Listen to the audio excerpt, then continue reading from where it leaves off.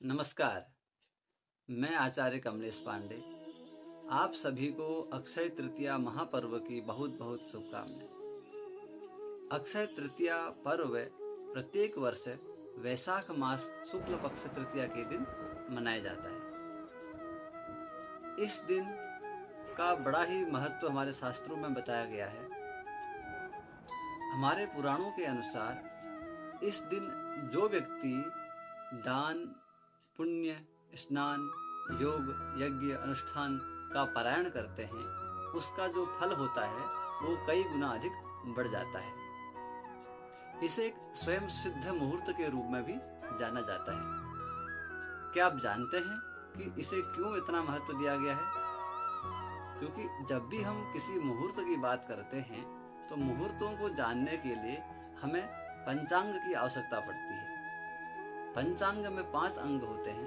पांचों अंगों का जो आधार होते हैं वो सूर्य और चंद्रमा होते हैं। क्योंकि इस वैशाख महीने में सूर्य उच्च के होते हैं और अक्षय तृतीया के दिन ही चंद्रमा भी उच्च के हो जाते हैं। जब सूर्य और चंद्रमा दोनों ही अपनी मजबूत स्थिति में होते हैं तो तब उस अवस्था में किसी भी प्रकार के अन्य चीजों का विचार करने की उतनी ज्यादा आवश्यकता नहीं होती, क्योंकि सूर्य हमारे आत्मा को दर्शाते हैं और चंद्रमा हमारे मन को दर्शाते हैं। जब यदि हमारा मन और आत्मा दोनों ही अपनी प्रफुल्लित अवस्था में होंगे तो उस अवस्था में किया गया सारा कार्य अपने आप ही कई गुना अधिक बढ़ जाएगा।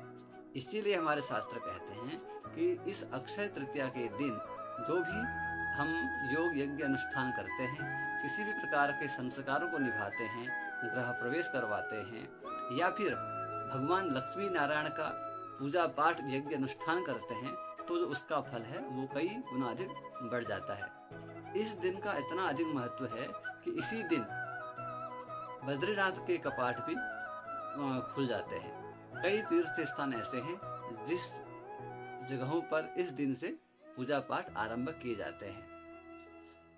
हमारे शास्त्रों का कहना है कि इसी अक्षय तृतीया के दिन भगवान परशुराम जी का भी जन्म हुआ था। इसी अक्षय तृतीया के दिन भगवान श्री कृष्ण ने युधिष्ठिर महाराज को अक्षय पात्र दिया था।